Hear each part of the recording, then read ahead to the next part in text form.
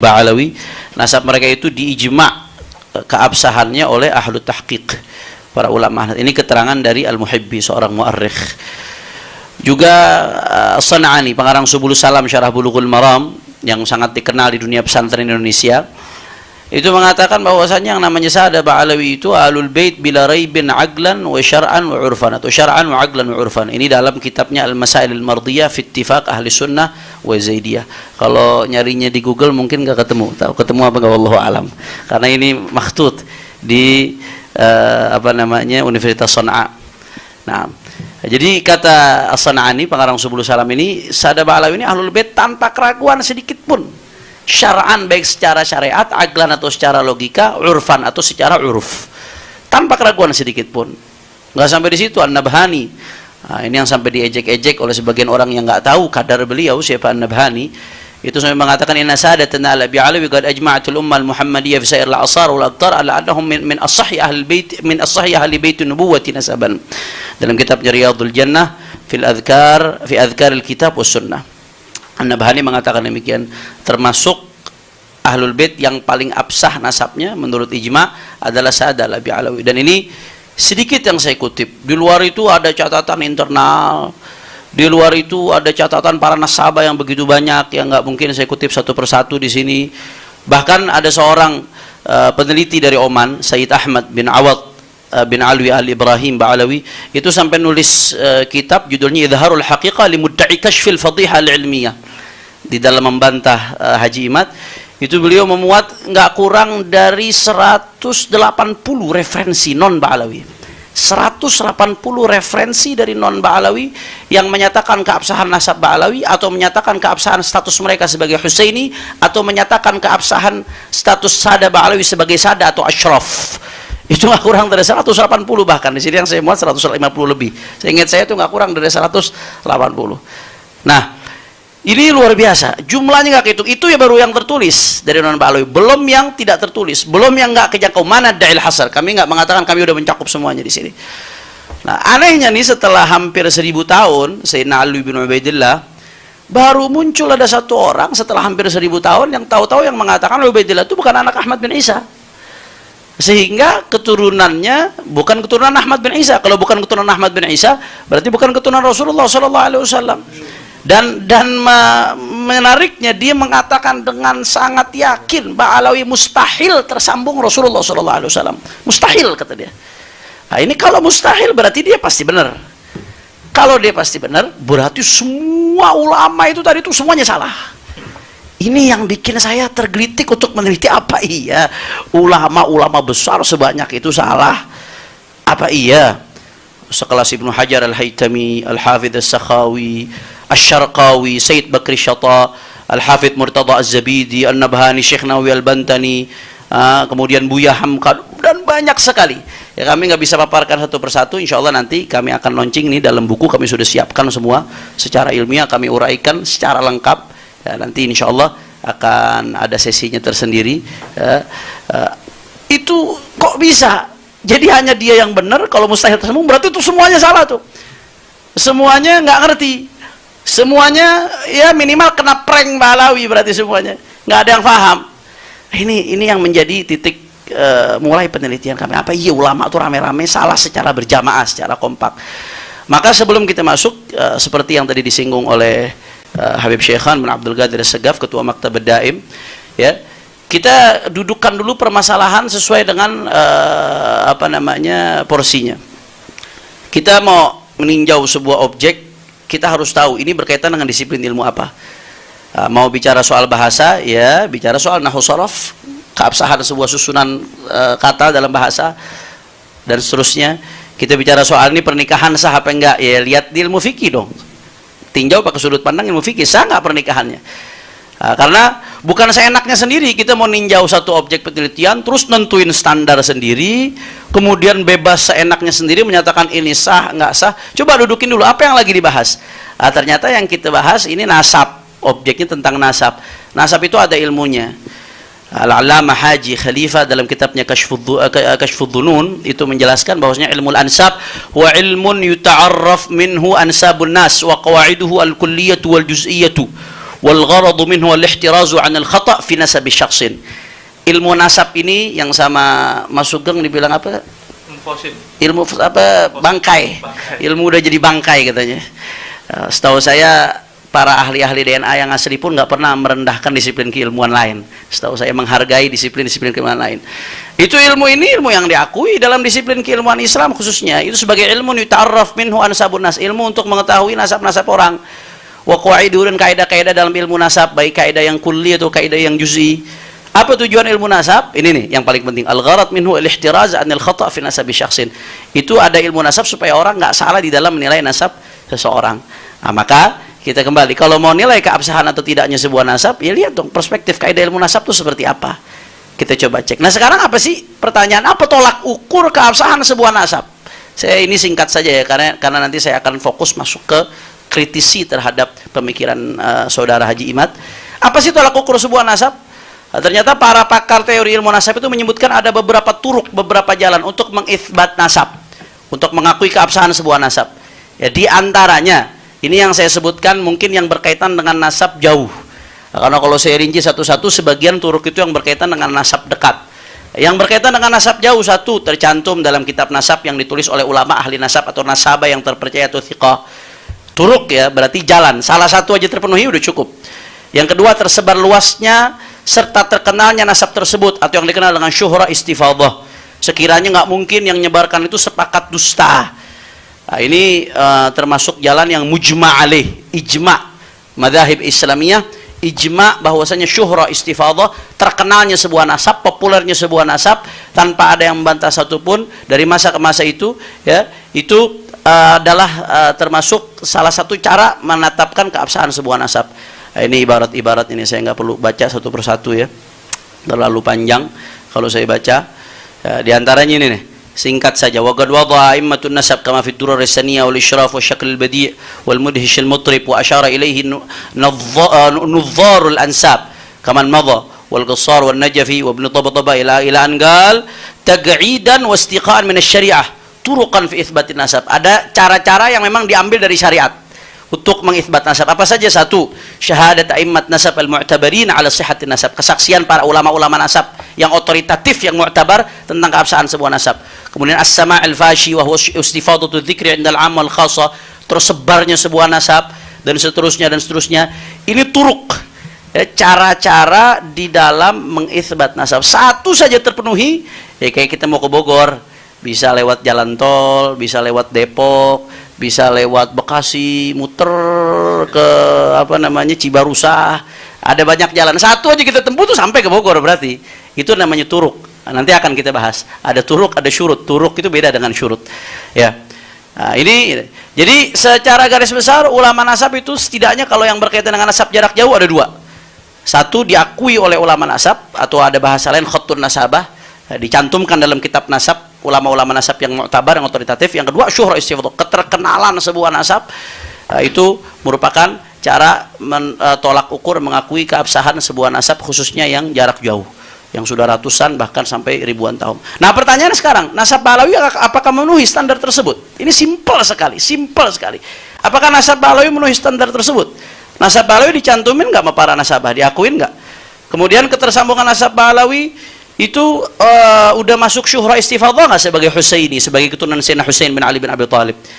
Sederhana saja standarnya itu, kalau menurut perspektif ilmu nasab.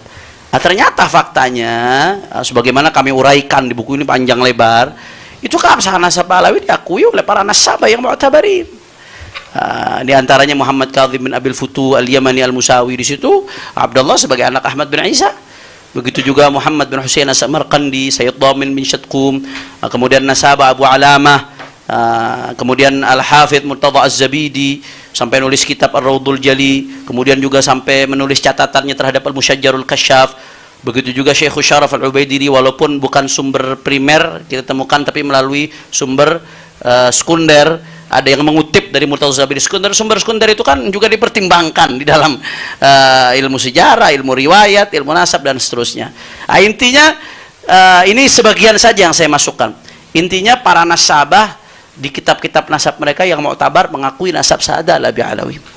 Nah, kemudian yang kedua, bukan hanya di kitab nasab, ternyata data yang ada di kitab nasab ini ditunjang oleh data dari selain kitab nasab. Itsbatnya pakai kitab nasab. Tapi kalau kita mau cari jejaknya, data itu ditunjang dari kitab-kitab sejarah, kitab asanid, kitab sabat, ya banyak sekali. Lagi-lagi nanti silahkan, ini insya Allah akan kami buka kitab ini secara publik, siapapun nanti akan bisa mendownload pada waktunya. Itu akan kami uraikan panjang lebar siapa saja para sejarawan, kemudian para ulama syariah, ulama-ulama besar sekelas Ibnu Hajar Al-Haytami, Al-Janadi, Al-Ahdal, Al-Syarji, Al-Zabidi, kemudian Ibnu Imad Al-Hambali, Al-Khazraji, Al-Sakhawi, Bamakhram Al-Hadrami, kemudian juga Al-Khatib, Jauharus Syafaf, dan masih banyak sekali. Ini yang tertulis bagian, belum lagi yang tidak tertulis. Nah, kami di sini sekurang-kurangnya memuat nggak kurang dari 140 mungkin referensi yang mengakui Saada Alawi sebagai Ahlul Bait, keabsahan nasabnya atau status mereka sebagai Husaini atau sebagai Ashraf atau sebagai Saada, nggak kurang dari 140 kurang lebih di buku tersebut insyaallah. Nah, kemudian juga belum lagi ulama Nusantara, Syekh Nawawi Al-Bantani, Hadratus Syekh Hasyim Asy'ari, Syekh Abdul Hamid Qudus, Ki Soleh Darat, Syekh Mahfud Turmusi, Syekh Mukhtar bin Atarid Al-Jawi Al-Bogori, Profesor Dr. Abdul Malik Karim Amrullah Tubuhi Hamka, Al-Allamah Ki Haji Abdullah bin Nuh, begitu juga Musidud Dunia Syekh Yasin Fadil, dan masih banyak lagi baik kitabatan atau nutqan. Juga Syuhra Istifadah. Thariqah yang kedua untuk menetapkan keabsahan nasab Syuhra Istifadah. Apakah nasab Alawi diakui secara Syuhra Istifadah? Ya, jelas. Nanti akan diuraikan secara pandang lebar oleh Al-Ustadz Muhaimin Bahiruddin dari Sarang. Beliau alumni Sarang. Kemudian juga di sini dikatakan wa kutubut tarikh tafihatun bil alaf min tarajimil alam jazimatun anna fulan ibni fulan qurasyiyun hasaniyun husainiyun syaibiyun ila akhirih wa lam yadhkuru li haula awamidin nasab walam yashtarituha wa ma dzaka illa li syuhratihim bitilkal ansab wastifadtuha. Ya banyaknya kitab ulama yang secara serentak nyebutin Ba'alawi Husaini, mereka Saada, Ashraf dan seterusnya. Banyaknya kitab-kitab ulama yang menyebut mereka sebagai Husaini saja walaupun nggak nyebutin amudun nasab. Itu nggak lain dan nggak bukan menjadi indikator keabsahan syuhra istifadah di mata para ulama-ulama tersebut. Nah, nanti akan kita bahas secara gamblang insyaallah. Nah, kesimpulannya kalau kita mau pakai tolak ukur ilmu nasab dengan dua turuk tadi, nasab Saada Ba'alawi hukumnya sah. Makanya Sayyid Mahdi Rajai dalam takrir beliau sebagai seorang pakar, sebagai seorang ahli yang hidupnya didedikasikan untuk meneliti nasab, bukan dadakan ya, bukan meneliti nasab dadakan, hidupnya didedikasikan untuk meneliti nasab, tahqiqan wa kitabatan, itu dengan tegas mengatakan ya bahwasanya Saada Ba'alawi min khilal ibnihi Abdillah al-ma'ruf bismi Ubaidillah wa laqad ishtaharat sihhatu nasabi Saada bin Alawi min haythul fiqh wa ilmi al-ansab wal haqa'iq at-tarikhiyah al-mukhtalifah wa taqarir ulama nasab mundu qurun. Yang namanya Mahdi Rajai ini An-Nasaba mengatakan nasab Ba'alawi sah dan keabsahannya itu populer dari segi ilmu fiqih, dari segi ilmu nasab, dari segi fakta sejarah, dan dari segi takrir keterangan-keterangan dari ulama nasab mundu qurun semenjak berabad-abad, tanpa keraguan sedikit pun beliau mengatakan ini. Nah sekarang berarti dari sini kita udah bisa paham ternyata ulama-ulama yang banyak itu nggak salah, mereka udah benar secara perspektif ilmu nasab. Ulama-ulama tadi itu udah benar. Nah kalau ulama udah benar kemudian ada yang mengatakan nasab Ba'alawi mustahil tersambung, berarti yang ngomong mustahil tersambung itu yang bermasalah, bukan ulama yang rame-rame yang salah. Dari mana bermasalah ini, saudara Haji Imad? Kami setidak-tidaknya mengidentifikasi. Setelah kami teliti bersama-sama, kami duduk bersama-sama, kenapa kok orang ini bisa nabrak semua ulama? Kenapa bisa nganggap semua ulama ini salah? Padahal faktanya kalau ditimbang pakai tolak ukur ilmu nasab, dia yang salah. Apa? Setidak-tidaknya kami lihat ada 9 penyimpangan, saudara Haji Maduddin Usman. Poin besarnya, nanti masing-masing poin ini akan ada perinciannya satu persatu. Yang pertama, dia mengkaji ilmu nasab dengan mengabaikan dan menabrak tatanan ilmu nasab. Nah, kemudian yang kedua, menentang, mengabaikan, bahkan merendahkan pengakuan para ulama mu'tabarin terhadap keabsahan nasab Ba'alawi. Yang ketiga, kesesatan logika. Yang keempat, memfitnah para ulama. Yang kelima, khianat ilmiah. Yang keenam, melakukan kebohongan publik. Yang ketujuh, menjiplak pemikiran orientalis dan tokoh-tokoh non-aswaja. Yang kedelapan, tidak mempunyai kompetensi dalam ilmu nasab. Dan yang kesembilan, dengan gampangnya membatalkan nasab menggunakan hasil tes DNA. Nanti itu akan dibahas satu persatu. Saya akan fokus ke yang pertama dan yang kedua. Ini saya baru masuk ke substansi. Yang pertama, Imad ini nabrak tatanan ilmu nasab, saudara Imad. Jadi ini ada testimoni.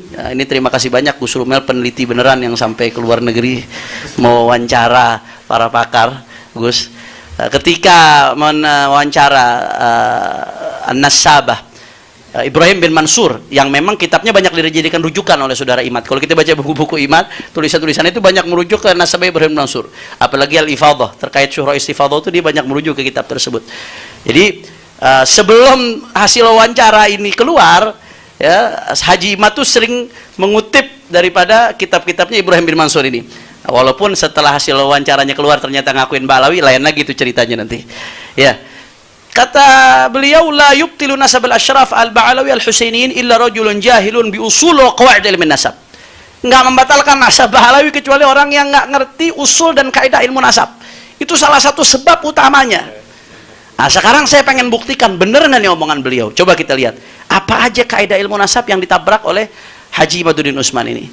Yang pertama, mewajibkan kitab sezaman. Ini ada artikel, dia menulis kitab sezaman adalah mutlak untuk meneliti kesahihan nasab. Mutlak berarti nggak boleh nggak. Kalau nggak ada kitab sezaman di setiap tabaqatun nasab itu harus ada kitab sezaman, berarti itu kalau mutlak ya. Nah, kalau nggak ada berarti nanti nggak sah sebuah nasabnya. Kalau bahasa beliau kitab sezaman atau yang mendekati. Nah, sekarang saya pengen urai dulu. Kita lihat mata rantai dari kesimpulan Imad ini, ada mata rantai yang hilang. Kita perhatikan baik-baik. Pertama, mata rantainya kita urut nih. Imad mensyaratkan kitab sezaman sebagai syarat mutlak. Yang kedua, para habaib dianggap tidak memberikan syarat yang diminta Imad. Mata rantai yang ketiga, karena tidak ada kitab sezaman, Imad haqqul yaqin, pakai qaf. Haqqul yaqin, bahwa nasab Ba'alawi rungkat dan para muhibbin Imad bersorak riang gembira. Ini dari satu ke dua ini ada mata rantai yang harusnya dilompati. Apa yang dilompati? Seharusnya tuh kita sebelum beralih ke yang kedua tanya dulu dalam ilmu nasab apakah kitab sezaman merupakan syarat mutlak dan satu-satunya syarat untuk mengkonfirmasi sebuah nasab. Ini dilompati. Jadi langsung ahlan wa sahlan, nggak ada kitab sezaman berarti rungkat, berarti batal. Ajib. Pertanyaan yang belum dijawab, kitab sezaman itu syarat atau bukan dalam ilmu nasab? Nah, setelah kami teliti dalam buku-buku kitab-kitab teori ilmu nasab, ya, ternyata nggak ada satupun ulama yang menjadikan adanya kitab sezaman itu sebagai syarat mutlak. Syarat mutlak keabsahan sebuah nasab, nggak ada. Yang ada apa? Tadi khutun nasabah, ada keterangan dari nasabah walaupun nggak sezaman. Kemudian juga Syuhra Istifadhah. Bahkan di sini Sayyid Walid Al-Uraidi. Walid Uraidi ini cucu daripada Ahmad bin Isa dari jalur Ali bin Ahmad bin Isa. Dan dia ngakuin Ba'alawi. Padahal kalau Ubaidillah itu fiktif, harusnya yang protes dia. Karena kakek saya dicuri ini, dicangkol ini, jadi apa istilahnya? Cangkok. Nah, tapi ini cucunya Ali bin Ahmad bin Isa, saudaranya Ubaidillah bin Ahmad bin Isa, tapi nggak ada masalah karena jelas sekali bagi mereka itu. Waktu itu mengatakan ajma'an nasabun fit tahaqquq bi iqrar nasab ma an yatathabbat min umurin minha. Ya, yang namanya nasab itu akan dianggap tetap kalau ada beberapa hal, di antaranya Syuhra Istifadhah, di antaranya an yura khattun nasabatin mawthuqin bihi masyhudin binazahatihi yang tadi udah kita jelaskan. Nggak ada keterangan wajib harus kitab sezaman, kalau nggak ada sezaman nggak sah. Itu yang dilewati. Nah, konsekuensinya gara-gara syarat kitab sezaman ini apa yang dilakukan ini fatal sekali. Dan ini nanti akan kita jelaskan apa konsekuensi daripada syarat ini. Gara-gara alasan ini, Imad itu nolak catatan para nasabah yang nggak sezaman. Ditolak mentah-mentah catatan nasabah yang nggak sezaman gara-gara syarat ini nih. Padahal syarat catatan nasabah itu menjadi syarat keabsahan sebuah nasab walaupun nggak sezaman. Kenapa kok diterima catatan para nasabah walaupun nggak sezaman? Karena satu, ilmu nasab ini berdasarkan riwayat. Nggak ada ilmu nasab itu akal-akalan, nggak ada nama muncul atau ditulis. Maka kalau ada nasabah yang thiqah, dia nggak akan mengisbat sebuah nasab kecuali setelah proses validasi. Itu prosesnya. Karena ada ancaman dari Rasulullah SAW. Man kadzaba alayya muta'ammidan falyatabawwa maq'adahu minan nar. Orang yang bohong atas nama Rasulullah SAW itu siap-siap tempatnya di neraka, kata Nabi SAW.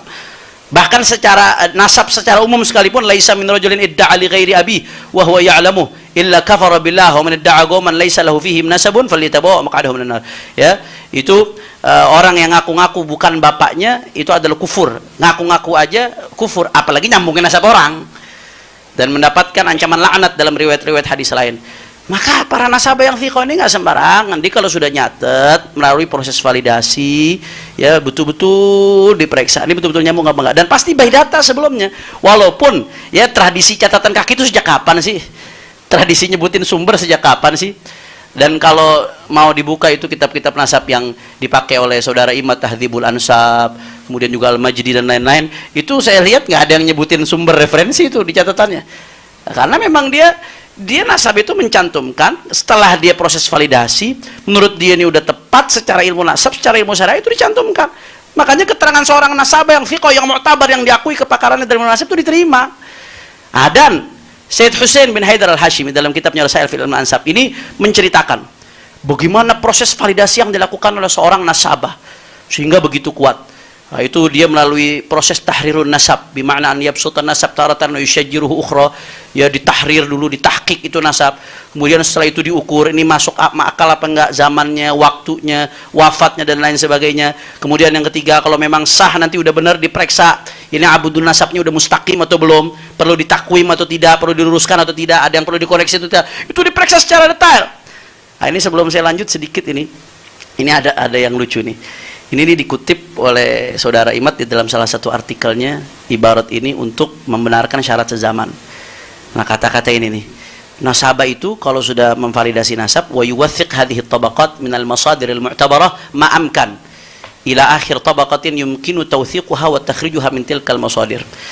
Nah, ini oleh Imad dikatakan ini sebagai syarat untuk menilai keabsahan sebuah nasab. Padahal begitu saya buka ke kitab aslinya, itu Syed Hussein bin Haidar al-Hashimi lagi cerita, ini loh proses nasabah kalau lagi memvalidasi sebuah nasab. Artinya kalau udah ada nasab dicantumkan oleh nasabah itu udah melalui proses ini, itu yang pertama tuh. Jadi ini bukan syurut itsbatun nasab, bukan. Syed Hussein bin Haidar al-Hashimi lagi cerita, ini loh proses validasi nasab yang dilakukan oleh para nasabah al-habar yang sekarang kitab-kitabnya itu kita nikmati. Jadi justru ini menguatkan bahwasanya keterangan seorang nasabah itu luar biasa validasinya. Kemudian yang kedua ada yang menarik. Imad ini menerjemahkan wa yuwathiq hadhihi tabaqat minal masadir al-mu'tabarah ma'amkan ila akhir tabaqatin yumkinu tawthiquha wa takhrijuha min tilkal masadir. Wa yuwathiq diartikan dan nasabah itu harus menguji. Yuwathiq itu diartikan menguji. Saya ingat betul itu di websitenya. Jangan sampai direvisi nanti Gus tulisan di websitenya itu. Menguji setiap tingkatan nasab ini dengan sumber-sumber sebisa mungkin sampai tingkatan akhir yang bisa dilakukan.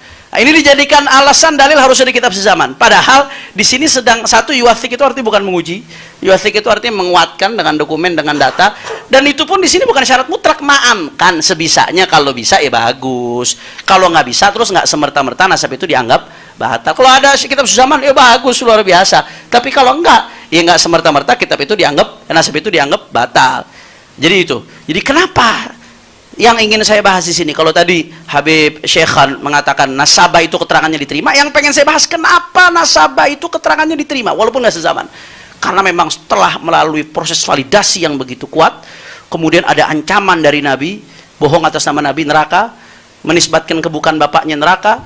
Bahkan Ibnu Hajar juga memberikan postulat bagaimana seorang itu ulama harus punya ghirah. Jangan sampai ada orang yang intisab ke Rasulullah Shallallahu Alaihi Wasallam ya, bighairi yang padahal dia nggak berhak, nggak nyambung nasabnya tapi dia pura-pura nyambung. Itu jadi ghirahnya para ulama betul dalam menjaga kemudian nasab Rasulullah SAW. Sehingga seorang nasabah itu keterangannya walaupun nggak sezaman sudah barang tentu dia wajib untuk mengambil data dari yang sebelum-sebelumnya, sehingga apa yang dia cantumkan itu harus sudah terverifikasi menurut standar ilmu nasab dan ilmu syariat. Nah, dan ini pola yang dilakukan dalam ilmu nasab sejak awal. Ini dalam kitab Usul wa Qawaid fi Kashfi Mudda'i Syaraf wa fi Kashfi Mudda'i Syaraf karya Ibrahim bin Mansur juga. Di sini dikatakan walaisatir riwayah fadlan an wathiqatin nasab syai'an muhdatsan la aslahu fi ilmi nasab bal nasab qama 'ala riwayah faha kutubun nasab al-mutaqaddimah ka kitab nasab Quraisy li Mu'rij bin Amr ibn al-Harith as-Sadusi. Nah, ini tahqiq alam mesti ditahqiq, mesti dipastikan. Wa jamharatun nasab ibn al-Kalabi Hisham bin Muhammad ibn Sa'ib tahun 204, yang tadi tahun 195. Wa ghairiha minal kutub kullaha hagamat al-riwayah. Kitab-kitab nasab yang paling awal sekalipun nasab Quraisy, kemudian jamharat nasab itu baru ada tahun 195 wafatnya mualifnya. Dan tahun 204. Artinya apa? Nasab yang diceritakan nasab orang-orang yang ratusan tahun sebelumnya. Tapi kenapa diterima? Karena mereka memang melakukan periwayatan dari lisan ke lisan yang mereka cantumkan sudah sesuai standar daripada ilmu syariat, maka mereka cantumkan. Karena kalau mau dituntut harus sezaman, ini nggak ada yang diterima. Ini dari awal munculnya ilmu nasab nggak ada yang diterima. Karena awal pun tahun 195 wafatnya itu pengarang Nasabu Quraisy dan pengarang Jamharatun Nasab tahun 204 wafatnya, itu meriwayatkan menceritakan tentang nasab-nasab yang ratusan tahun sebelumnya, dan itu diterima oleh para ulama. Nah, karena mereka berdasarkan satu thiqah periwayatannya. Yang kedua, nggak mungkin mereka ngarang-ngarang. Kalau mereka ngarang-ngarang, terbukti ulama akan menjarah. Ulama akan kompetensi dia sebagai seorang nasabah dan kethiqahannya akan diserang oleh para ulama. Itu yang pertama. Kemudian ada contoh-contoh. Ini saya kasih contoh-contoh real. Bagaimana para ulama itu selama nasab itu syuhra wal istifadah, terkenal, ulama-ulama itu akan menerima nasab tersebut, walaupun nanti ada nama-nama yang kalau ditarik ke atas nggak akan ketemu di kitab nasab manapun, di kitab tarajim manapun. Ini kita bisa lihat ini. Nah, ini namadzij qabul riwayat amudin nasab raghma adami dzikri ba'd al-ajdad fil kutub. Saya kasih contoh-contohnya. Ini saya ambil dari kitab Usul wa Qawaid fi Kashfi Mudda'i Syaraf. Kita lihat. Ini contohnya diantaranya Imam Ahmad bin Hanbal. Imam Ahmad bin Hanbal itu beliau seorang Syaibani Adnani. Nasabnya beliau adalah Imam Ahmad ibn Hanbal, Ahmad bin Muhammad bin Hanbal bin Hilal bin Idris bin Abdullah bin Hayyan bin Abdullah bin Anas bin Auf bin Qasid bin Mazin bin Syaiban bin Zuhul ila akhir sampai Ma'ad dan Adnan. Nah, beliau Syaibani Idrisi dan ini diakui. Beliau sebagai seorang bukan Syaibani Idrisi, Syaibani Adnani. Syaibani Idrisi jadi Syaibani Adnani, ya. Padahal kata ulama itu kalau ditarik ke atas ada kakeknya yang namanya Auf dan Qasid. Itu Auf dan Qasid mau dicari ke kitab tarajim manapun, mau dicari ke kitab nasab manapun nggak bakal ketemu. Tapi ini diakui, diterima. Kenapa? Karena periwayatannya dari jalur orang yang fiqh, ditunjang dengan syuhra istifadah, nggak ada yang ingkar beliau sebagai Syaibani, sebagai Adnani. Nah, maka di sini kalau disyaratkan kitab sezaman, waduh, Imam Ahmad bin Hanbal rungkat ini nasabnya bisa-bisa. Dan itu nggak dilakukan oleh para ulama. Dan menariknya lagi, nasab Imam Ahmad bin Hanbal ini diambil dari khatnya Imam Ahmad bin Hanbal sendiri dan dari riwayat Ibnu Al-Hafidz Abdullah bin Ahmad bin Hanbal. Tapi karena thiqah perawinya dan memang punya standar keilmuan, punya kompetensi, punya seorang yang mu'tabar, diakui, diterima, nggak ada masalah. Walaupun ada nama-nama yang nggak disebut. Kemudian contoh yang kedua, Al-Khatib Al-Baghdadi itu mengakui nasab Ali bin Muhammad bin Ahmad sebagai Al-Qurashi. Nasabnya Ali bin Muhammad bin Sulaiman bin Mansur bin Abdullah bin Muhammad bin Mansur bin Musa bin Sa'ad bin Abdullah bin Malik bin Anas bin Abada bin Jabir bin Wahab bin Dhabbab bin Hujair bin Abd bin Ma'is atau Mu'is. Mungkin ada beberapa nama-nama yang harus ditahqiq karena a'lam itu, mohon maaf saya sekali lagi kalau ada salah penyebutan. Bin Amir bin Lu'ay bin Ghalib. Nah, ini diakui oleh Al-Khatib Al-Baghdadi. Padahal kalau dirunut ke atas ada kakeknya yang namanya Abdullah dan Muhammad bin Mansur itu. Abdullah dan Muhammad bin Mansur. Abdullah dan Muhammad bin Mansur. Ini nama mau dicari di kitab nasab manapun, kitab sejarah manapun, kitab tarajim manapun nggak ketemu nama ini kalau dicari. Tapi sama Khatib Baghdadi diakui. Kenapa? Karena ada syuhra istifadah. Dan perawinya thiqah, bisa diterima. Nah, ilmu nasab itu mabniun ala riwayah seperti ini. Kalau mau ditarik kitab sezaman, wah, ini nggak akan ketemu, rungkat. Nah, tapi kenapa ulama mengakui? Karena tadi syuhra istifadah dan melalui jalur periwayatan yang bisa diterima, yang thiqah. Padahal Khatib Al-Baghdadi itu kalau ngelihat nasab yang ngawur, beliau akan tegas ngomong. Contoh seperti ada Talhah Abul Qasim Al-Ghadhi Al-Basri.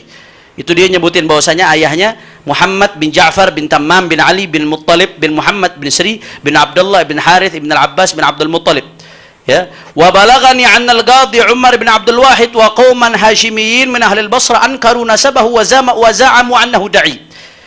Ya, Khatib Al-Baghdadi ketika ngutip nasabnya Talhah Abul Qasim Al-Ghadhi Al-Basri, karena beliau melihat informasi yang menjadi pembatal nasab tersebut disampaikan sama beliau, dan itu kewajiban, nggak boleh disembunyikan. Karena beliau melihat ini nasab bermasalah, sama beliau dikoreksi, nggak diterima. Tapi ketika nasab itu bisa diterima, walaupun ada sumber-sumber yang nggak sezaman, ya tetap diterima. Walaupun ada sumber-sumber yang tidak sezaman dan nggak ditemukan kalau diurut ke atas sampai, karena syuhra istifadah dan periwayatannya sudah jelas, itu diterima. Kemudian juga ini ulama banyak sekali, Al-Hafidz Adz-Dzahabi, Al-Imam As-Subki, Ibnu Hajar Al-Asqalani, Ibnu Katsir, As-Suyuti, itu mengakui nasab Ibnu Sayyidin Nas Al-Ya'muri. Al-Adnani. Ibnu Sayyidin Nas Al-Ya'muri Al-Adnani, sampai kepada Adnan. Karena apa? Karena ada periwayatan Amud silsilah nasab beliau kepada Ya'mur bin Malik bin Adnan. Dan ini intisabnya beliau kepada Adnani ini syuhrah istifadhah. Makanya begitu ada riwayat Amud tersebut langsung diterima, nggak ada masalah. Padahal kalau dirunut ke atas ada kakeknya yang namanya Muhammad bin Abdullah bin Abdul Aziz dan Munzi dan Abdul Jabbar. Itu 3 kakeknya yang namanya itu mau dicari di kitab nasab manapun nggak bakal ketemu. Di kitab tarajim manapun secara spesifik, apalagi yang sezaman, nggak bakal ketemu. Tapi kenapa diterima? Karena syuhrah istifadhah. Padahal di sisi lain, Az-Zahabi yang ngakui nasabnya Ibnu Sayyidin Nas tadi, ketika mengutip nasab seseorang, ketika ada orang namanya Ibnu Dihya Al-Andalusi ngaku sebagai keturunan sahabat Dihya Al-Kalabi, itu karena Al-Imam Az-Zahabi melihat ini bermasalah penisbatannya, diingkar oleh beliau, diingkar. Artinya ulama-ulama ini kalau ada nasab yang nggak bermasalah, mereka yang akan protes, mereka nggak akan diem. Ketika mereka semua nerima, karena bagi mereka udah memenuhi standar ilmu nasab, memenuhi standar ilmu syariat dan ilmu sejarah bagi para muarikhin. Ini sederhana sekali sebetulnya. Kemudian juga Al-Hafidz Ibnu Hajar mengakui nasab Al-Imam Ibnu Khalil sebagai keturunan Sayyidina Utsman Ibnu Affan.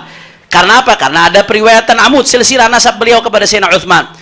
Dan intisabnya Ibnu Khalil ini kepada Sayyidina Utsman ini udah syuhrah istifadhah. Padahal kalau ditarik ke atas itu, ya, nasab tersebut itu ada 2 nama, Sa'ad dan Talha. 2 nama ini nggak pernah ditemukan baik dalam kitab nasab, sejarah atau tarajim. Apakah langsung diputuskan rungkat? Enggak, Ibnu Hajar nerima. Kenapa? Karena syuhrah istifadhah dan perawi nasabnya itu seorang yang thiqah yang bisa diterima. Padahal Ibnu Hajar itu ketika menemukan nasab bermasalah seperti nasabnya Abu Bakar bin Umar Al-Qumni, dalam keterangan yang lain, ketika bermasalah, Al-Hafidz Ibnu Hajar kritisi. Al-Hafidz Ibnu Hajar mengoreksi nasab tersebut. Beliau nggak diam. Ketika beliau diam, menerima, itu tanda di pandangan beliau, di mata beliau memenuhi standar daripada ilmu nasab dan standar daripada syariah. Itu yang penting. Makanya dari sini ada Ibrahim bin Mansur lagi, beliau mengatakan qaidah bab qabul riwayat Amudin nasab wa thiqatuhu wa iqraruha muttaridatun inda ulama al-Islam wal amal 'alaiha fi qabul riwayah wal thiqah min al-mutaqaddimin wal mutaakhirin talama lam yunkir 'alimun min ulama an-nasab ibnan fi Amudin nasab bi annahu min walad fulan aw nussa atau nassa ala annahu munqaridun aw minathun aw ibaratun tufidu annahu la 'aqiba lahu فتقبل حينئذ رواية عمود النسب أو وثيقته في ظل شهرته الصحيحة السليمة من الجرح القادح المفسر تأسيا بهدي المتقدمين من حفاظ الإسلام البارعين في أحوال الرجال وعلم النسب كما تقدم شرحه والتدليل عليه. Ya, ini kaidah seperti ini sudah menjadi kaidah yang muttarid di kalangan ulama nasab. Selama syuhrah istifadhah ada periwayatan yang bisa diterima walaupun nggak sezaman. Selama nggak ada ulama nasab yang ingkar. Salah satu anaknya nggak ada yang ingkar, ya, bahwasanya fulan anak fulan. Kalau diingkari itu nanti yang akan jadi catatan untuk ditinjau. Atau ada nas munqarid, atau ada nas minath, ini keturunannya perempuan, atau ada ibarat-ibarat yang menunjukkan ini nggak punya anak nih. Nah, kalau ada keterangan seperti itu nanti akan jadi bahan peninjauan. Tapi selama nggak ada keterangan seperti itu adalah kaidah muttaridah yang diamalkan oleh para ulama dari dulu. Periwayatan nasab itu diterima walaupun nggak sezaman selama ada syuhrah dan istifadhah. Nah, jadi kesimpulannya yang ingin saya jelaskan di sini, ya, mata rantai yang tadi dilompati itu syarat keharusan konfirmasi kitab sezaman pada setiap nama dalam silsilah nasab dan mengabaikan catatan nasabah thiqah yang tak sezaman adalah syarat yang dibuat-buat oleh imat sendiri dan bertentangan dengan metodologi para ulama. Nah, sekarang saya pengen masuk ke pembahasan yang nggak kalah penting. Apa sih dampak fatalnya pemaksaan syarat konfirmasi sezaman itu? Apa dampak fatalnya? Ini konsekuensinya nggak main-main ini. Konsekuensinya nggak main-main. Kalau diwawancaranya Gus Rumel kepada Syekh Ibrahim bin Mansur, kalau mau dipaksain itu kaidah, semua nasab batal. Semua nasab batal kalau dipaksain kaidah tersebut. Ketika diwawancara sama Gus Rumel itu. Ya, kenapa? Ya karena siapa orang, ini kita nggak bicara di atas-atas saja, apalagi sampai ke bawah-bawah. Yang dicatat oleh ulama, apalagi eksternal. Keluarga siapa yang dicatat sampai sedetail itu? Harus setiap kitab sezaman ada yang nyatet. Ente kira ulama duk capil satu-satu dicatat semuanya detail. Nah, ini apa konsekuensi fatalnya? Yang pertama konsekuensi fatalnya runtuhnya adalah ulama-ulama yang mengesahkan nasab tanpa syarat kitab sezaman. Ini otomatis runtuh mereka. Karena berarti mereka sudah berani menetapkan nasab yang nggak memenuhi standar. Berarti mereka berani menetapkan nasab yang harusnya nggak tersambung dijadikan tersambung. Itu yang pertama tuh. Ulama yang segitu banyaknya yang berani mengesahkan nasab Padahal dianggap nggak ada kitab zaman, itu runtuh tuh adalahnya semua. Apakah segampang itu meruntuhkan adalah para ulama kita sehingga berani mengakui nasab yang harusnya nggak tersambung menjadi tersambung? Itu yang pertama. Yang kedua, ini kalau kita mau bahas panjang sekali ini. Yang kedua, akan ada banyak sekali nasab-nasab yang rungkat. Nasab yang rungkat. Saya kasih contoh. Yang pertama, ini yang sering dibawain Gus Wafi dalam ceramah-ceramahnya. Aba'u khairul khalqi hifdhuhum yajib abuhu Abdullahi Abdul Muttalib fahashimun abdu manafin wa qusay kilabun murratun faqa'bun falu'ay faghalibun fihrun famalikun yalih nadrun kinanatun huzaimatul waji mudrikatun ilyas mudarnidaru ma'adu adnanuhumul akhyaru. Nasab Nabi sampai Adnan. Nasab Nabi sampai Adnan yang menurut sebagian ulama itu wajib dihafalkan. Nah itu kalau mau dicari kitab sezaman itu bahwasanya Ma'at anak Adnan, Nizar anak Ma'at, Mudhar anak Nizar, Ilyas anak Mudhar, Mudrika anak Ilyas, Huzaimah anak Mudrika, Kinana anak Huzaimah.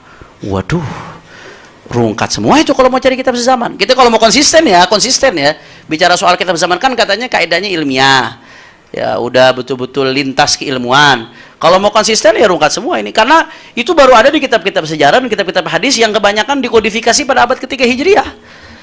Nah, itu yang pertama, contoh sederhana.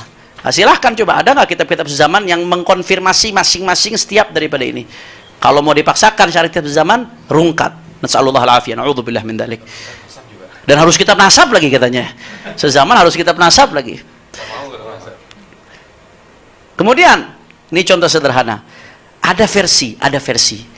Leluhur Wali Songo yang diklaim di forum Benda Kerep. Ya, ada salah satu versi. Karena ada beberapa banyak versi yang saya dengar, yaitu bernama Jamaluddin Husain Al-Akbar bin Mahmud Nasiruddin bin Husain Jalaluddin Makhdum bin Ahmad Kabir bin Husain Jalaluddin Al-Bukhari bin Ali bin Ja'far bin Muhammad bin Mahmud, ini nih, bin Ahmad yang wafat tahun 388 Hijriah, bin Ahmad bin Abdullah bin Ali bin Ja'far, bin Ahmad bin Abdullah bin Ali bin Ja'far, ibnu Imam Ali Al-Hadi, ibnu Imam Muhammad Al-Jawad, ibnu Imam Ali Ridha, ibnu Imam Musa Al-Kazim. Ahmad bin Abdullah bin Ali bin Ja'far. Ini yang menjadi titik konsentrasi kita perhatikan. Dan dalam kitab Tahdhibul Ansab halaman 149 itu ditulis bahwasanya Muhammad sebagai anak dari Abdullah bin Ali bin Ja'far, nggak disebutkan Ahmad. Begitu juga dalam kitab Al-Majdi halaman 331 itu tertulis hanya nama Muhammad sebagai anak dari Abdullah bin Ali bin Ja'far bin Hadi. Sampai ke Asy-Syajarah Mubarakah yang menjadi senjata andalannya Haji Maduddin ini, yang nanti akan kita kuliti insyaallah soal Syajarah Mubarakah secara detail. Itu halaman 94 mengatakan bahwa seluruh keturunan Abdullah bin Ali bin Ja'far bin Ali Al-Hadi hanya melalui anaknya yang bernama Muhammad Al-Ashqar.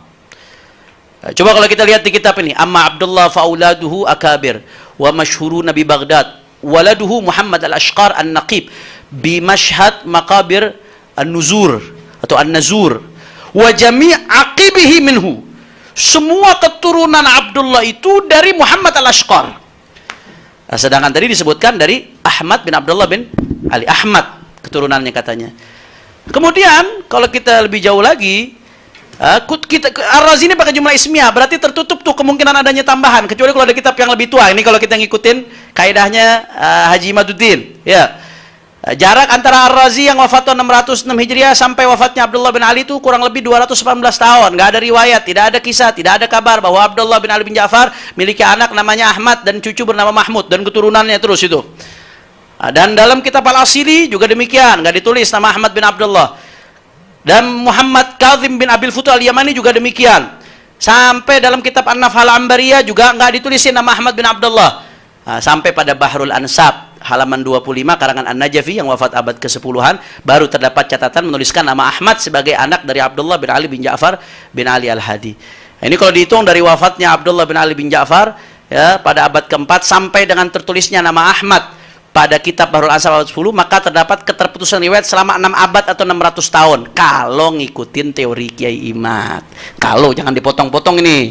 Nanti dipotong-potong buat ngadu domba sama keturunan Wali Songo. Nah, ini kacau, namam, motong-motong itu luar biasa. Kalau ngikuti teorinya Kiai Imad. Karena di sini kita lagi gugat teori tersebut justru. Dan ini udah tertutup dengan jumlah ismiyahnya Syajarah Mubarakah. Sehingga keturunan Al-Bukhari Al-Musawi dari jalur Ahmad bin Abdullah bin Ali bin Ja'far kalau ngikutin teori Kiai Imad ya nggak bisa dipakai. Nah, itu kemudian runtuhnya keturunan Syekh Abdul Qadir Jilani yang bernama Saleh dari jalur Saleh. Jangan dipotong lagi nih, sekali lagi saya katakan. Ada versi yang mengatakan Sunan Giri itu keturunan Syekh Abdul Qadir Jailani dari anaknya yang namanya Soleh. Ada versi, sekali lagi, saya disclaimer. Contoh silsilah tersebut adalah Sunan Giri bin Yaqub bin Ibrahim bin Junaid bin Abdul Qadir bin Syuaib bin Abdul Jabbar bin Abdul Razak bin Abdul Aziz bin Saleh bin Syekh Abdul Qadir Al-Jilani. Nah, sekarang dalam kitab Al-Anwar fi Nasab An-Nabi Al-Mukhtar yang dikarang oleh Abu Abdullah Muhammad bin Ahmad bin Muhammad bin Abdullah Al-Jazi Al-Kalbi Al-Gharnati, halaman 57 tertulis bahwa keturunan Syekh Abdul Qadir Al-Jilani bersumber dari 10 anaknya dan tidak disebutkan soleh. Ada 10 anak tuh. Abdul Wahab, Isa, Ibrahim, Abdul Aziz, Abdul Razak, Yahya, Abdullah, wa Abdul Jabbar, wa Muhammad, wa Musa. Karena Syekh Abdul Qadir Jilani itu anaknya banyak. Tapi yang berketurunan itu dari 10 ini menurut keterangan kitab tersebut. Ini jumlah ismiyah juga ini. Wah, kacau jumlah ismiyah ini. Kemudian juga ya kalau apa namanya di dalam Asy-Syajarah Mubarakah, enggak, Umdatul Thalib As-Sughra yang ditahqiq oleh Syed Mahdi Rajai. Ditulis itu keturunan Syekh Abdul Qadir Jilani hanya dari 2 jalur, Abdul Razak dan Abdul Aziz. Ini jumlah ismiyah juga ini. Artinya tertutup kemungkinan dari selain 2 ini kalau pakai kaidah tersebut. Maka kalau udah tertutup kemungkinan, walaupun setelah itu ada yang bawa kitab, setelah Umdatul Thalib, ada yang datangkan kitab membawa keterangan, ada yang namanya Soleh, kemudian ada jalur keturunan dari Soleh. Walaupun demikian, tapi kalau ngikutin kaidahnya Kiai Imad atau Haji Imad ini udah runtuh duluan, nggak bisa dipakai. Makanya ini yang kita mau gugat, nggak tepat penggunaan kaidah ini yang harus dikritisi. Nah, itu sebagai contoh sampel. Kemudian juga ada banyak kalau kita melakukan studi kompilasi dari kitabnya Sayyid Sulaim bin Abdul Latif Ar-Rifai, Tabaqat Asyraf At-Talibiyin, yang di situ menyebutkan referensi-referensi yang menyebutkan masing-masing kabilah asyraf dari yang paling tua sampai yang paling muda, dan referensi-referensi itu yang beliau sebutkan semuanya eksternal. Nah, itu berdasarkan disclaimer beliau di awal kitabnya. Wah, itu kalau mau wajib kitab sezaman yang rungkat banyak sekali itu sadah-sadah itu. Nasab Sadah Ad-Dailami Al-Hasani itu nisbah kepada Sayyid Abil Fatah An-Nasir tahun 446. Itu baru ditulis di kitab Ghurarud Durar fi Mukhtasari Siyar wal Ansabil Bashar wa Ansabil Bashar karya An-Nashiri tahun 831. Dari 446 ke 831 tuh baru ditulis. Kemudian juga Nasab Sadah Al-Qattani yang terkenal di dunia nih, Al-Qattani Al-Muhaddithin. Itu nisbat kepada Sayyid Yahya Al-Qattani bin Imran bin Abdul Jalil bin Yahya bin Yahwa bin Muhammad bin Idris Al-Asghar, wafat tahun 400-an Hijriah. Itu baru maktub dalam kitab Al-Ansab karya Abu Abdurrahman Zaid Al-Jabbari yang wafat tahun 738. Berapa ratus tahun itu ada kekosongannya. Rungkat juga kalau mau pakai teori, harus kitab sezaman, harus. Nasab Sadah Al-Qudaimi Al-Musawi nisbah kepada Sayyid Al-Hasan bin Yusuf Al-Qudaimi, wafat tahun 400-an Hijriah. Nasab ini baru termaktub dalam kitab Tabaqat Al-Khawas karya Syarji Az-Zabidi, wafat tahun 893 Hijriah, dari 400 ke 893. Udah gitu kitab sejarah lagi, bukan kitab nasab ini, Tabaqatul Khawas. Kemudian Nasab Sadah At-Turki Al-Idrisi, At-Turki Al-Idrisi, bukan Asy-Syaibani, At-Turki Al-Idrisi. Ini nisbat kepada Turki bin Kurshalah bin Ahmad Al-Idrisi Al-Hasani yang wafat tahun 500-an Hijriah. Itu baru ditulis di kitabnya Risalah Hafril Murabbi'at atau Murabba'at karya Ibnu Qutlubugha Al-Hanafi yang wafat tahun 879 Hijriah. Nah, ini kalau wajib kitab sezaman, rungkat. Juga Sadah Al-Hamzawi yang wafat tahun 500-an, nisbat kepada Hamzah bin Muhammad bin Nasir Al-Husaini, wafat tahun 500-an. Ini baru termaktub dalam kitab Tarikh Al-Hawadits Zaman karya Ibnul Jazari tahun 738, 200 tahun lebih. Nasab Sadah Al-Hawazim nisbah kepada Hazim bin Hamzah bin Ahmad bin Muhammad Al-Hasani, wafat tahun 500-an Hijriah. Nasab ini baru termaktub dalam Musyajjar As-Sayyid Salah bin Jalal Ar-Rassi. Itu tahun 805 wafatnya. 300 tahun berarti jaraknya. Nasab Sadah As-Sabsabi Ar-Rifai Al-Musawi nisbat kepada Muhammad bin Al-Mahsi bin Sabsabi bin Hasan bin Ali Ar-Rifai Al-Husaini yang wafat di awal tahun 700-an Hijriah. Ini nasab baru maktub di ta'liqat Syekh Muhammad bin Ali bin Hasan Al-Alamuddin Al-Haraki Al-Husaini tahun 950 wafatnya beliau. Ada jarak yang jauh. Begitu juga nasab Al-Abbasi Al-Alawi di Yaman nisbat kepada Muhammad bin Ubaidillah bin Abdullah bin Ubaidillah ibn Al-Hasan bin Ubaidillah bin Al-Abbas bin Ali bin Abi Talib. Itu wafat tahun 296. Nasabnya baru ditulis di kitab Turfatul Ashab fi Ma'rifatil Ansab karya Al-Malik Al-Ashraf Umar bin Rasul yang wafat tahun 696. Nah, ini kalau dipaksakan kitab sezaman, ini baru contoh sebagian. Ini aja tuh udah rungkat. Ini baru yang atas-atasnya, apalagi kalau ke bawah-bawahnya. Ke bawah-bawahnya makin sulit lagi itu nyari kitab sezaman-zaman untuk perincian setiap daripada nasab. Maka oleh karena itu, ini syarat dibuat-buat. Andai kata Haji Imaduddin gentle ya, gentle. Dia mengatakan, iya, saya nggak ngikutin kaidah ilmu nasab. Itu selesai. Ya, memang syaratnya dia sendiri batal menurut dia, bukan menurut ilmu nasab. Nah, sekarang kan orang tua kita Haji Roma Irama selalu mengatakan batal berdasarkan ilmu nasab, berdasarkan penelitiannya Haji Imaduddin. Ya, sekarang ilmu nasab yang mana kaidah yang dia pakai? Itu pertanyaan saya. Kalau dia mengklaim batal menurut saya, ya terserah, siapapun bisa berpendapat kalau menurut saya. Tapi ini sah nggak menurut ilmu nasab? Menurut kamu, apakah kamu ilmu nasab yang harus diikuti? Kan itu. Sayangnya dia nggak gentle. Sayangnya dia nggak gentle, akhirnya mencari pembenaran-pembenaran dari berbagai kitab teori nasab. Nah, nanti diantaranya nih yang selalu jadi senjata andalan ini dari kitabnya Syekh Khalil Ibrahim, Syurut I'timadir Ruq'ah an la takuna mukhalifatan lil usul. Nah, ini dikatakan nggak boleh bertentangan dengan usul kitab-kitab sebelumnya. Nasab Ba'alawi itu bertentangan karena yang Isbat Ba'alawi tahun 900 sekian atau tahun 800 sekian bertentangan dengan Syajarul Mubarakah. Syajarul Mubarakah mengatakan nggak ada anak namanya Ubaidillah. Berarti bertentangan dengan kitab sebelumnya. Ini salah satu kitab andalannya beliau. Ya, silahkan lihat di sumber websitenya itu Nahdlatul Ulum ketika menanggapi Lora Ismail Khalili. Begitu juga di antara sumber andalannya ini dari kitab Rasail fi Ilmil Ansab. Tariqah Tsani Kutubun Nasabin Al-Abdal. Kitabnya para Nasabin Al-Abdal. Yang Abdal itu nanti ditafsirkan di bawahnya diambil dari halaman 193. Jadi ini tentang Turuk Itsbat Nasab halaman 103. Tafsir tentang Al-Abdal diambil dari halaman 193. Maksudnya Abdal itu apa? Ini menurut Haji Imad, ini yang saya kutip tulisan beliau. Al-Abdal adalah mereka yang saling bergenerasi, menggantikan sebagian mereka kepada yang lain. Jadi ini harus ada di setiap generasi. Cocok satu generasi dengan generasi lainnya, sehingga ini jadi dasar kitab sezaman. Ini yang dimaksud kitab sezaman atau yang mendekatinya, kata beliau seperti itu. Nah, sekarang ini apakah senjata andalan ini ampuh? Andai kata dia ngaku saya memang nggak pakai ilmu nasab, udah selesai itu. Berarti ente nggak usah bawa ilmu nasab. Nah, sekarang dia mau maksa tetap saya ini benar menurut ilmu nasab. Coba kita lihat bagaimana senjatanya.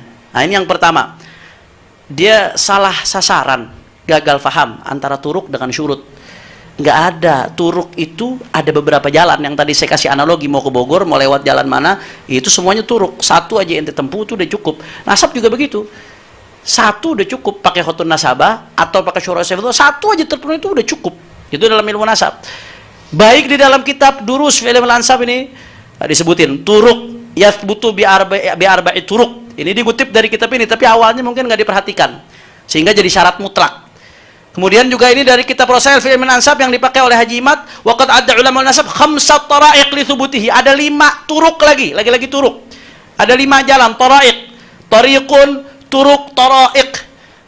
Jam'ul jawami', tara'iq, fa'ail. Tariqun, turuk, tara'iq. Ya, ada 5 cara. Satu aja terpenuhi udah selesai. Kok jadi syarat mutlak? Dia ngutip ibarat itu untuk menguatkan pendapatnya syarat kitab zaman itu syarat mutlak. Ini dari mana ceritanya? Padahal ulamanya sendiri mengatakan satu terpenuhi udah selesai.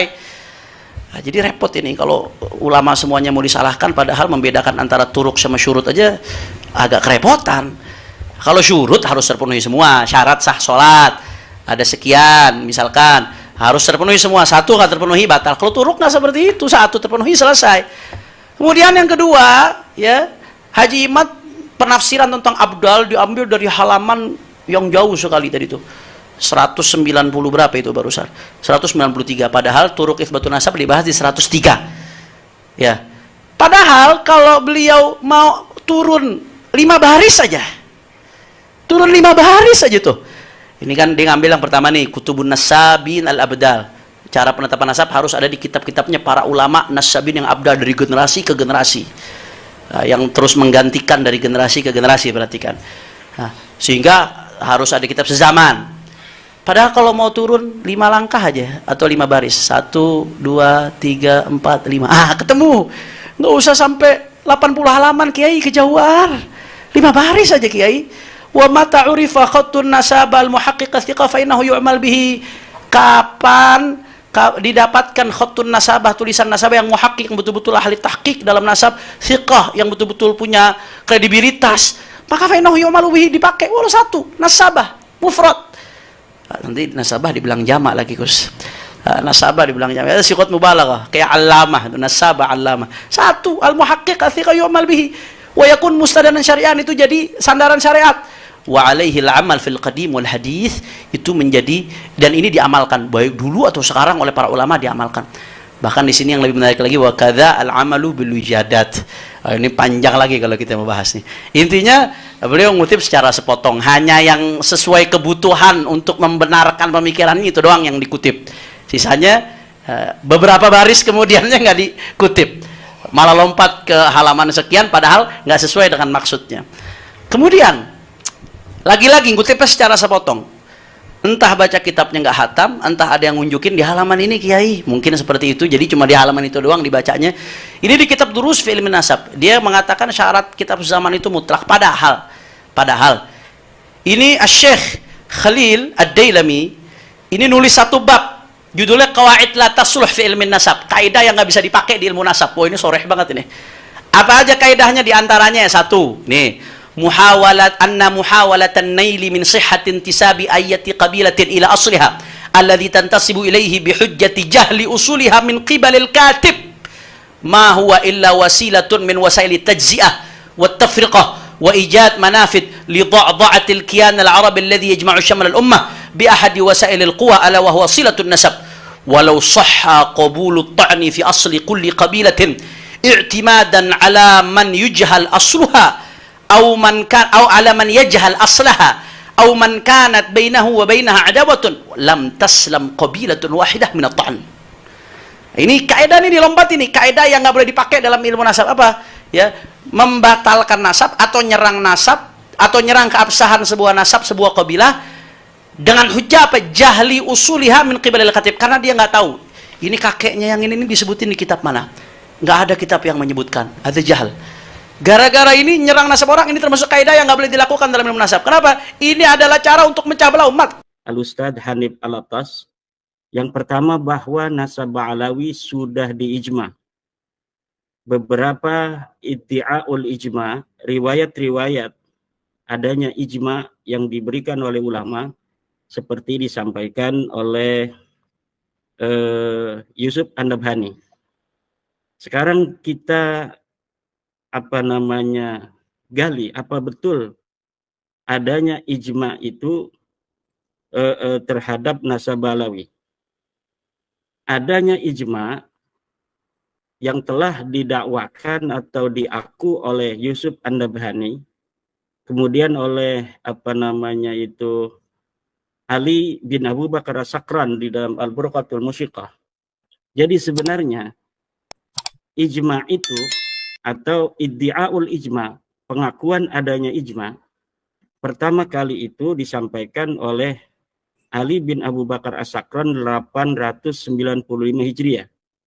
Kemudian diikuti oleh Khulasatul Asar Al-Muhibbi, kemudian diikuti oleh Syekh Yusuf An-Nabhani. Yang menjadi masalah adalah bahwa ijma itu mempunyai sebuah syarat yang khusus.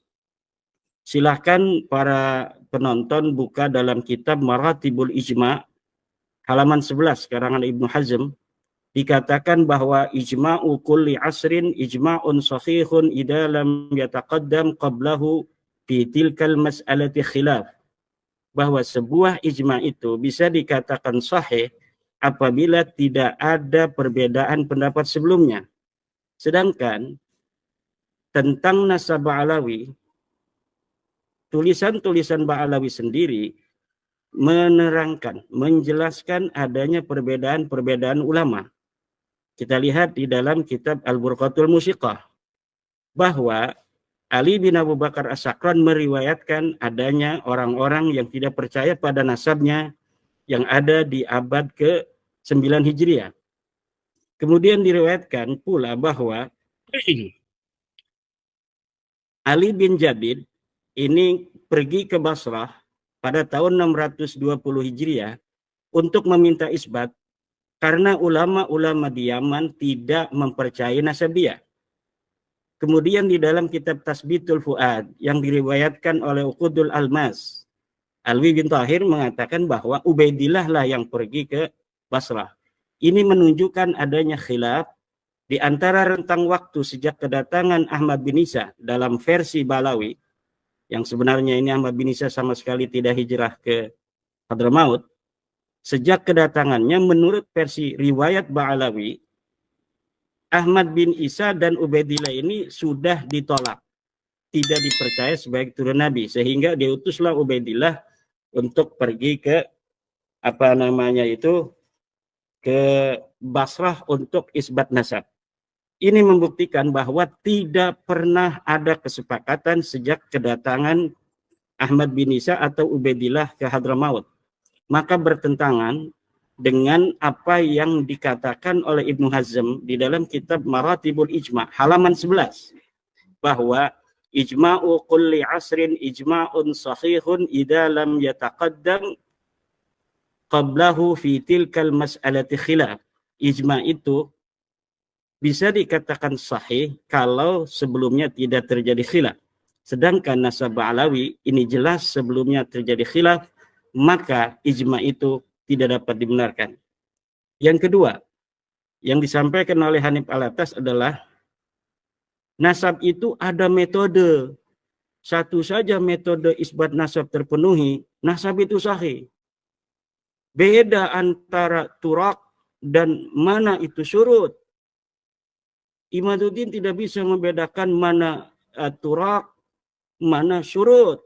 Betul, Mas Hanif. Tetapi setiap tariq itu membutuhkan syurut. Dan menurut saya, seluruh metode isbat nasab tidak bisa untuk mengisbat Ba'alawi sebagai cucu Nabi. Kita buktikan. Pertama, isbat nasab itu adalah birruq'ah, dengan adanya kitab. Sedangkan syarat kitab itu adalah alla takuna mukhalifatan lil usul. Tidak boleh berbeda dengan kitab-kitab sebelumnya. Sedangkan apa yang dikatakan oleh kitab-kitab yang mengisbat Ba'alawi mulai dari abad 9 sampai hari ini, yang katanya itu berjumlah 180 kitab, semuanya itu mukhalifatan lil usul, berbeda dengan kitab-kitab nasab dari mulai abad ke-4 sampai abad ke-9. Baru di dalam abad 10 kitab nasab mengatakan Ubaid ini adalah putra Ahmad. Tapi sebelumnya tidak ada satupun selama 550 tahun yang menyatakan bahwa Ubaid ini sebagai anaknya Ahmad. Maka metode kitab nasab tidak bisa untuk mengisbat Ba'alawi sebagai cucu Nabi. Yang kedua, cara untuk metode isbat nasab adalah asyuhrah wal istifadah. Apakah nasab Ba'alawi syuhrah dan istifadah? Tidak. Buktinya dari mulai abad ke-4 sampai ke-9 sama sekali tidak ada yang menyebutkan. Bagaimana sebuah nasab bisa dikatakan syuhrah wal istifadah kalau selama 550 tahun sama sekali tidak ada yang menyebutkan. Sedangkan di dalam kaidah ilmu nasab, Ibnu Hajar mengatakan innan nasaba mimma yasbutu bil istifadati illa ayyusbita ma yukhalifu. Silahkan buka kitab Al-Jawabul Jalil halaman 47. Para pemirsa bisa melihat di dalam kitab Al-Jawabul Jalil halaman 47 itu bahwa memang benar nasab itu bisa diisbat dengan adanya syuhrah dan istifadah, tetapi ada syaratnya. Illa ayasbuta ma yukhalifu, kalau tidak ada yang menentang. Sedangkan adanya Ahmad bin Isa punya anak katanya namanya Ubaid, ini ada yang menentang, yaitu kitab-kitab nasab dari mulai abad 4 sampai 9 tidak ada yang menyebutkan sama sekali Ahmad bin Isa punya anak namanya Ubaid, dan tidak ada yang menyebutkan Ubaid punya ayah namanya Ahmad bin Isa. Maka syuhrah dan istifadah tidak bisa untuk mengisbat nasab Ba'alawi. Tidak terverifikasi dan tidak bisa untuk dinyatakan sahih dengan metode suhrah wal istifadah. Yang ketiga dengan syahadah, bahwa metode isbat nasab salah satunya adalah syahadah, yaitu kesaksian dua orang laki-laki. Lihat di dalam kitab Al-Muqaddimat halaman 62. Apakah betul syahadah ini bisa untuk mengisbat nasab yang sudah ribuan tahun? Di dalam kitab Al-Muqaddimat, Syekh Khalil bin Ibrahim mengatakan, "Aqulu inna hadzal amra laisa fi subuti nasabil qabail bal yu'malu fi ilhaqi nasabi tiflin bi abih." Al-Muqaddimat halaman 62, Khalil bin Ibrahim. Bahwa dikatakan menurut Khalil bin Ibrahim, syahadah adalah memang metode untuk mengisbat nasab, tetapi dia metode mengisbat nasab seorang anak hari ini kepada ayahnya, bukan nasab qabail yang sudah ribuan tahun seperti Ubaid yang katanya punya anak Ahmad bin Isa. Bisakah dia untuk diisbat dengan metode syahadah? Tidak bisa. Maka metode ketiga dalam isbat nasab tidak bisa untuk mengisbat Ba'alawi. Kemudian metode keempat adalah iqrar. Iqrar ini pula dikatakan oleh Syekh Khalil Ibrahim di dalam kitabnya Muqaddimat fi Ilmil Ansab, bahwa juga metode ini hanya bisa digunakan untuk mengisbat seorang anak yang ada hari ini kepada ayahnya, yaitu diiqrar oleh ayahnya. Dari 4 metodologi pengisbat nasab ini, satu pun tidak ada yang bisa untuk diterapkan untuk mengisbat Ba'alawi. Secara riq'ah atau ruq'ah, kitab-kitab nasab, tidak ada kitab nasab yang setelah abad 9 itu mukhalifatan lil kutub yang ada di abad ke-8, ke-7, ke-6, ke-5, ke-4. Kemudian dengan syahadah tidak bisa. Dengan iqrar juga tidak bisa. Maka nasab Ba'alawi tidak terisbat sahih. Berarti kalau tidak sahih apa? Batal. Yang ketiga, Hanif Al-Attas mengatakan kitab yang mensahihkan Ba'alawi ratusan. Saya katakan kitab walaupun ribuan, jutaan, tetapi kalau seluruh referensinya akan mentok di abad 9, yaitu kitab Al-Burqatul Musiqah, atau kata Mas Rumel itu ada kitab Al-Jawharus Syafab, yang sekarang saya lihat juga dia lagi ngomongin Al-Jawharus Syafab. Begana begini, tetapi hanya itu saja, berkutat pada hal-hal yang telah diungkapkan, hal-hal yang telah dijelaskan, tidak ada yang baru. Maka seluruh kitab-kitab yang jumlahnya ribuan, jutaan, triliunan, yang mengisbat Ba'alawi, yang semuanya mentok di abad 9, tidak ada bisa nyampe di abad ke-8, di abad ke-7, ke-6, semuanya tidak bisa dijadikan sebagai penguat nasab dari Ba'alawi ini. Kemudian yang keempat, dikatakan oleh Mas Hanif Al-Attas, tidak ada yang menyatakan kitab sejaman sebagai syarat mutlak daripada pengisbatan nasab. Ilmu nasab adalah ilmu sejarah. Cara kita meneliti nasab sama dengan cara meneliti sejarah. Baca kitab nasabnya, jangan hanya kitab Rasail fi Ilmil Ansab. Jangan kitab Muqaddimat fil Ilm saja. Silahkan baca kitab Usulu Ilmin Nasab wal Mufadalah Bainal Ansab halaman 76. Saya ulangi, pemirsa silahkan untuk memverifikasi kitab-kitab yang saya sebutkan. Silahkan buka di dalam kitab Usulu Ilmin Nasab wal Mufadalah Bainal Ansab halaman 76-77 dikatakan tentang kitab sejaman. Wa indama nuhaqqiqun nasaba fa innal masadir allati yumkinu an nastaqiya minha an-nasaba yajibu an takuna min kutubil ansabil qadimah allati kutibat fima qabla al-'asr al-hadis haitsu kana an-nasu aqraba ila ma'rifati usulihim. Ketika kita mentahqiq sebuah nasab, maka sumber-sumber primer yang bisa untuk kita gali untuk mengetahui nasab wajib, yajibu. Ini kalimatnya yajibu loh. Yajibu, wajib antakuna min kutubil ansabil qadimah.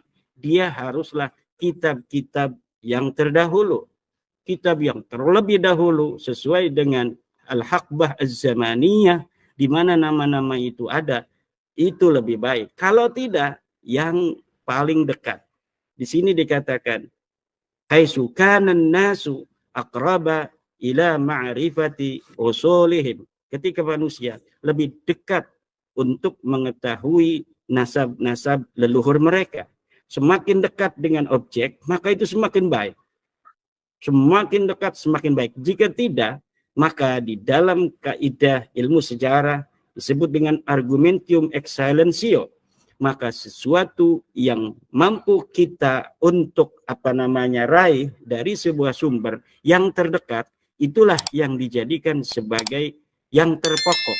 Ketika ditemukan asy-syajarah al-mubarakah yang menghasar bahwa anaknya daripada Ahmad bin Isa cuma 3, yaitu Muhammad, Ali, dan Husain, maka inilah yang dijadikan sebagai mu'tamadat, yang sebagai pegangan seluruh ahli nasab. Ketika nanti ditemukan abad yang lebih dekat, barulah kitab Asy-Syajarah Al-Mubarakah ini kekuatannya itu digeser oleh kitab yang lebih tua, yang lebih dekat dengan objek penelitian. Tapi Nasab Bahlawi ini orang yang objeknya ada di abad keempat, yaitu 345 Hijriah, tapi kemudian baru dikatakan punya anak Ubaid pada 895 Hijriah. Ini coba hitung, ada 551 tahun. Kita genapkan 550 tahun, berita, informasi, adanya keterangan bahwa Ubaid mempunyai ayah namanya Ahmad bin Isa, atau Ahmad bin Isa punya anak namanya Ubaid, itu setelah 550 tahun baru ada. Kemudian, ini Mas Hanif Alatas untuk mempertahankan nasabnya menerjemahkan tentang kalimat ma'amkana. Dikatakan di dalam kitab nasab itu kita harus mencari kitab-kitab sejaman ma'amkana. Nah, diterjemahkan oleh Mas Hanif Alatas ma'amkana ini dengan apa? Dengan kalau bisa, ma'amkana kalau bisa. Sedangkan kalimat ma'amkana itu maknanya bukan kalau bisa, tapi sebisanya. Coba para pemirsa ambil HP-nya, ambil laptopnya yang ada internetnya, kemudian cari itu translate Arab Indonesia. Tulis ma'amkana. Apa maknanya? Apakah maknanya seperti Mas Hanif Alatas bahwa maknanya adalah semampunya, atau sebisanya, kalau bisa, ya kata Mas Hanif Alatas, kalau bisa ma'amkana. Kalau nggak bisa, nggak apa-apa, nggak pakai kitab sejaman. Makna yang sebenarnya adalah sebisa mungkin. Ma'amkana itu maknanya adalah sebisa mungkin. Ma'amkana itu maknanya sebisa mungkin. Artinya, sekuat yang kita mampu untuk mencari kitab itu, maka itu harus sebuah sejarah, sebuah nasab, harus diiringi dan diverifikasi oleh kitab-kitab sejaman. Bukan ma'amkana itu kalau bisa, kalau mau, bukan demikian. Tetapi sebisanya kita harus mencari sesuatu yang ada dari apa yang telah disebutkan oleh Amudun Nasab kita. Nama-nama ini harus ada kitab yang sejaman atau kitab yang mendekati. Seperti kitab Syajarah Mubarakah itu bukan sejaman, dia sekunder. Tapi itulah ma'amkana yang kita mampu untuk mencari seorang Ahmad bin Isa mempunyai anak 3. Sebelum itu yang lebih tua tidak ada. Itu namanya ma'amkana. Kalaulah kita bisa mencari lagi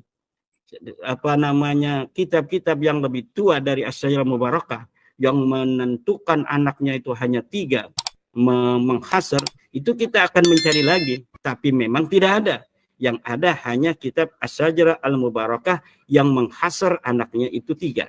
Sedangkan yang menambahi ada di kitab abad ke-9 Hijriah. Maka yang ada di abad 9 Al-Burqatul Musiqah, tanda kutip Al-Jawharus Syafaf, kemudian Al-Baha Ad-Durar, atau disebut dengan kitab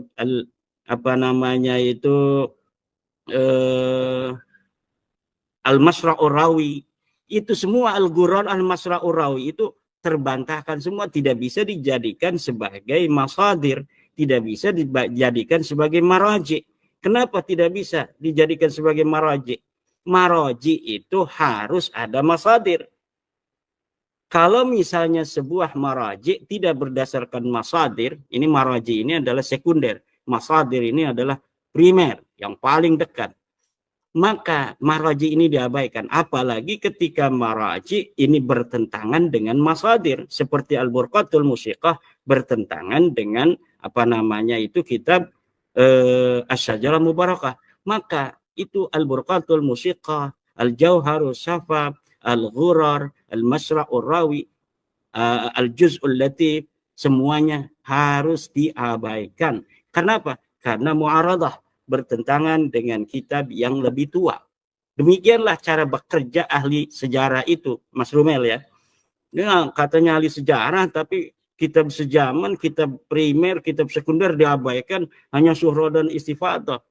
Ini sejarah cenayang namanya. Ini sejarah orang-orang yang ngaku historian, ngaku sejarawan, tapi tidak memerlukan sumber. Ini sejarawan cenayang namanya. Kemudian yang kelima, yang keenam, saya catat ya dari apa-apa yang disampaikan oleh Mas Hanif Alatas. Kata Mas Hanif Alatas, kalau kitab sejaman diterapkan, maka nasab Nabi Muhammad rungkat. Naudzubillah, summa naudzubillah min dalik. Nasab Nabi Muhammad itu, Mas Hanif, sampai Adnan itu diberitakan oleh baginda Nabi besar Muhammad SAW di dalam hadis. Bahkan di dalam hadisnya itu hadis riwayat Muslim. Dikatakan dalam kitab riwayat Muslim itu bahwa Nabi Muhammad SAW itu dari Kinanah. Ya. Nabi Muhammad itu dari Kinanah. Ini jangan sampai kita gara-gara kita untuk mempertahankan nasab, ini menjadikan Nabi Muhammad nasabnya sebagai bemper. Naudzubillah summa naudzubillah.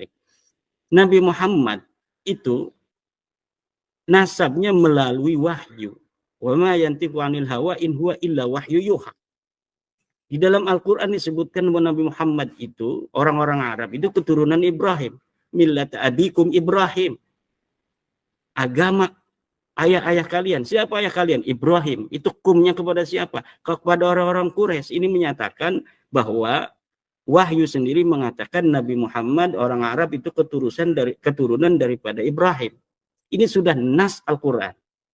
Adapun amudun nasab sampai Nabi Ibrahim tidak dibutuhkan lagi. Untuk mengisbat Nabi Muhammad keturunan Ibrahim tidak butuhkan amudun nasab karena sudah ada Al-Quran yang menyatakan. Kemudian mengenai Nabi Muhammad SAW sebagai keturunan daripada Kinanah, itu hadis mengatakan dari riwayat Muslim. Jadi nggak perlu lagi kita membawa-bawa nasab Nabi Muhammad dalam perdebatan nasab Ba'alawi yang memang tidak terverifikasi.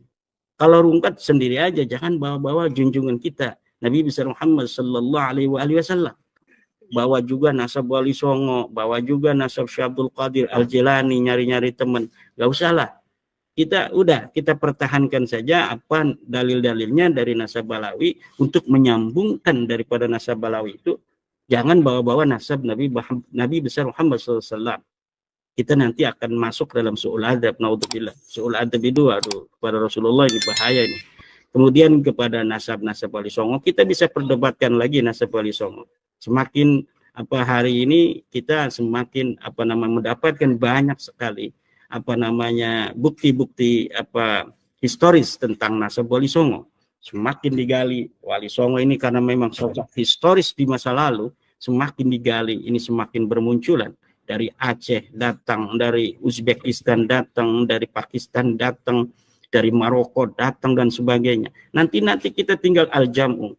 Jadi jangan bawa-bawa nasab Wali Songo lah di dalam bagaimana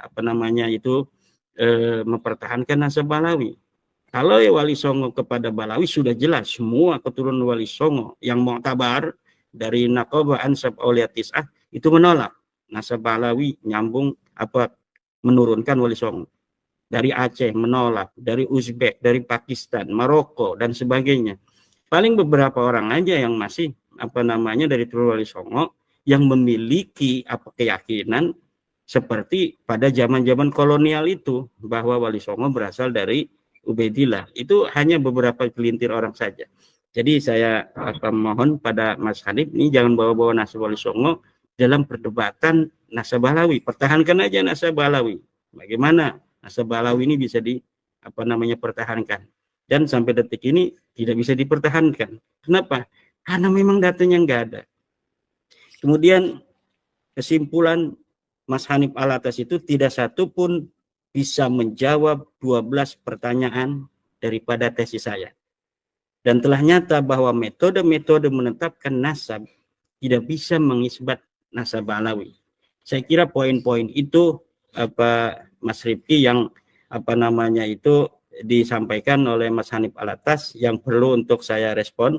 Kemudian ada lagi dari Mas Maimun Nafis dari Pesantren Sarang. Sebelum ke saya untuk membahas Mas Maimun Nafis, dari Mas Rifki ada komentar atau sesuatu hal yang perlu dibahas? Kalau argumen saya tidak tahu apakah ini muncul atau tidak di acara Robito Alawiyah tadi. Kalau argumen tidak tercatat tidak berarti tidak ada, itu bagaimana ya dalam metode nasab atau sejarah ya? Ya, nanti itu akan dibahas oleh Mas Maimun Nafis. Ya, saya gitu langsung aja ya. Saya langsung bahas ini. Ada seorang ustadz dari Pesantren Sarang, guru di sana, seorang ustadz di Pesantren Sarang. Ini Mas Maimun Nafis dengan itu berapi-api ya. Kayaknya itu menahan amarah gitu. Karena memang Mas Rifki, saya pernah menjawab tentang Gus Najih ya, tentang Gus Najih. Mungkin ini Mas Maimun Nafis ingin menyatakan bahwa saya muridnya Gus Najih bisa menjawab kan? Karena saya waktu itu telah menjawab dari proposisi Gus Najih yang memang beliau bukan tidak alim, beliau alim, tetapi dalam masalah nasab ini memang memerlukan kejelian tersendiri, itu saya kira. Dan Mas Maimun Nafis ini secara garis besar bagus juga ya dalam penyampaian hujah-hujah, karena memang demikianlah pesantren NU mendidik santri-santrinya, Mas Rifki, mantap. Tetapi dia juga mengaku sebagai lembaga Bahsul Masail ya. Lembaga Bahsul Masail mungkin di tingkat kabupaten atau provinsi, dan sekarang ini dari tingkat PBNU akan menjawabnya. Iya, baik. Ya, ini anggota Bahsul Masail PBNU akan menjawab anggota Bahsul Masail di Jateng atau di Rembang gitu ya, Mas Maimun Nafis, atau tingkat pesantrennya. Ini sama-sama anak NU. Mas Maimun Nafis mengatakan bahwa nasab Ba'alawi sudah diisbat 180 kitab. Ini sama dengan Mas Hanif Alatas tadi ya, 150 kitab atau 180 kitab. Ya saya katakan lagi, Mas Maimun Nafis 1000 atau 2000, 1 juta kitab yang mensahihkan nasab Ba'alawi itu akan mentok ke abad 9 kepada kitab Al-Burqatun Al-Musiqah dan kitab Al-Jawharus Syafah. Karena memang itu muaranya di situ, dimulainya dari situ, bendungannya di situ, kemudian dialirkan kemana-mana. Bisa tidak sebelum dari bendungan Al-Jawharus Syafaf dan Al-Burqah itu, kitab itu atau pengisbatan itu melaju sampai ke Ahmad bin Isa? Tidak ada, Mas Maimun Nafis. Nasab Ba'alawi dipabrikasi, dibangun pada abad ke-9. Itu ya. Ulama-ulama itu ulama yang siqoh, adalah dan sebagainya. Kita tidak meragukan kesiqohan para ulama. Kita tidak meragukan keadalan para ulama.